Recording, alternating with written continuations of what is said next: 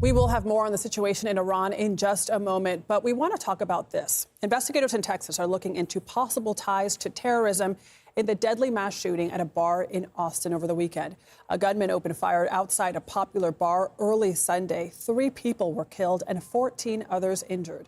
The FBI is looking into evidence found on the suspect and in his vehicle that could be linked to recent U.S. and Israeli airstrikes on Iran.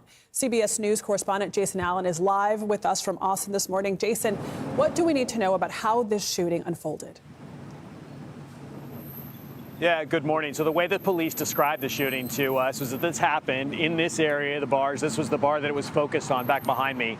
And that the gunman in this case drove into the area in an SUV, had driven around the block a couple of times. And then when he got out in front of this bar, and you got to figure this is around closing time, there's people on the patios, there's people outside, put his flashers on, stopped, rolled the window down, and then started shooting out the window at people at the bar. This was with a handgun. Then he drove down the street, parked, got out with a rifle, started walking first to the west, continuing to shoot with the rifle, and then back this direction, shooting with a rifle again.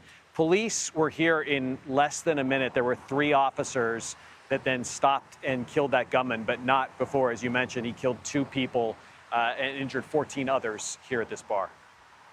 Jason, there have been statements from law enforcement that say that this could possibly be linked to the U.S. and Israeli action in Iran. What evidence have they uncovered that they think might tie this shooter to what's going on overseas? The reason for that is based on initially what the shooter was wearing. So he had a sweatshirt on that said "Property of Allah," a T-shirt under it with an Iranian flag, and there was a Quran in the car. Beyond that, they searched his home. So that's about 15 miles up to the north, the city of Pflugerville. Found an Iranian flag, pictures of Iranian leaders. That in itself doesn't necessarily say that it's terror, but this is something that investigators are continuing to look at. We talked to a former FBI supervisor about that yesterday. What are investigators doing with the information that they have right now? Right now, the FBI is looking into his digital life and looking into his associates and relatives. Who is he in contact with? And so here's what the governor of Texas, Greg Abbott, had to say about this shooting as well, that this act of violence will not define us, nor will it shake the resolve of Texans. To anyone who thinks about using the current conflict in the Middle East to threaten Texans or our critical infrastructure, understand this clearly.